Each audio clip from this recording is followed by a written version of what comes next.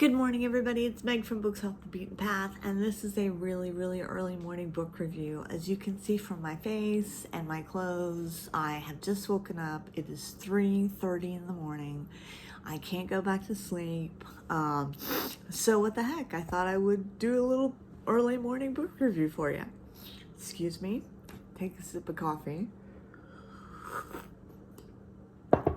I just woke up at 3 o'clock and was just like, bam. I'm awake. Wow. So anyway, props to me for showing myself without any makeup or my earrings, but let's talk about this book. Today we are reviewing The Long Journey Home by Mary Raymond.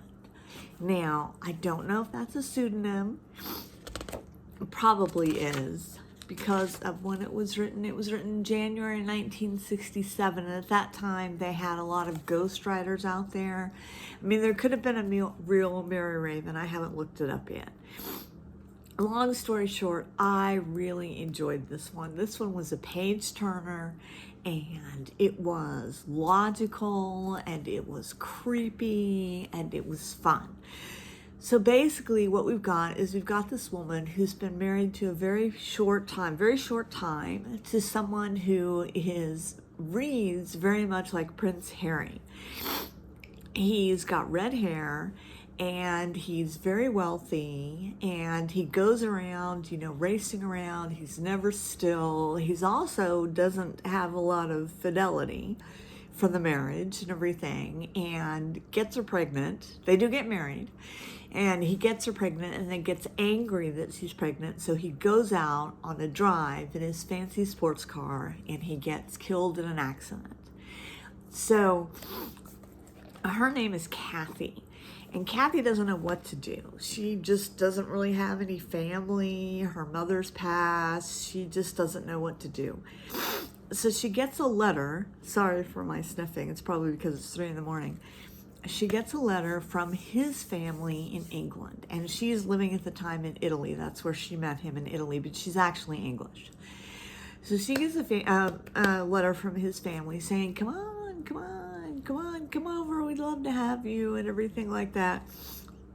Goes over there, and turns out that she is going to inherit because he was married.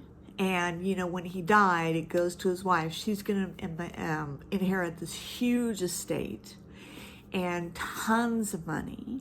And the baby is going to inherit it also. And so she is not really thrilled by that.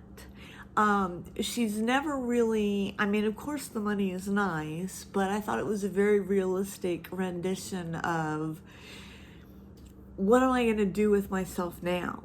The house was huge, and everybody's like, we'll leave. His whole extended family was like, we'll leave.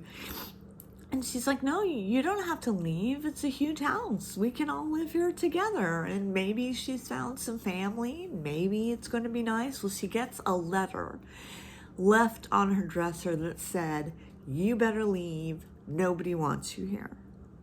Clue 1, she better leave.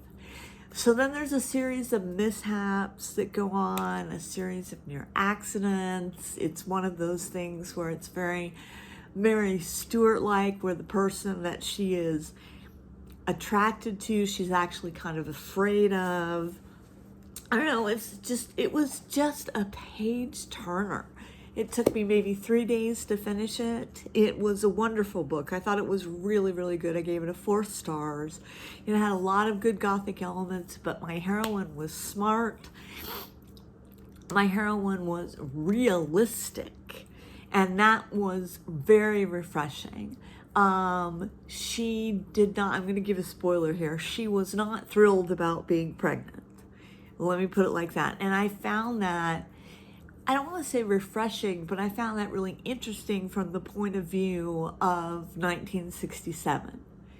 When she was saying that she really wasn't thrilled about having the baby as much as Eddie wasn't as thrilled about her having the baby. It caused a lot of strife between the two of them. Anyway, I don't know what I'm going to do. I have hours before anyone else will get up. I guess I will do some cross stitch or watch some YouTube.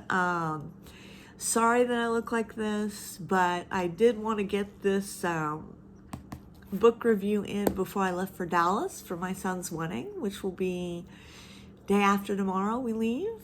And I've got a ton of stuff to do, and so like good a time as any, 3 in the morning. Hope you guys aren't up. Hope you're having a nice sleep, and I will check you later.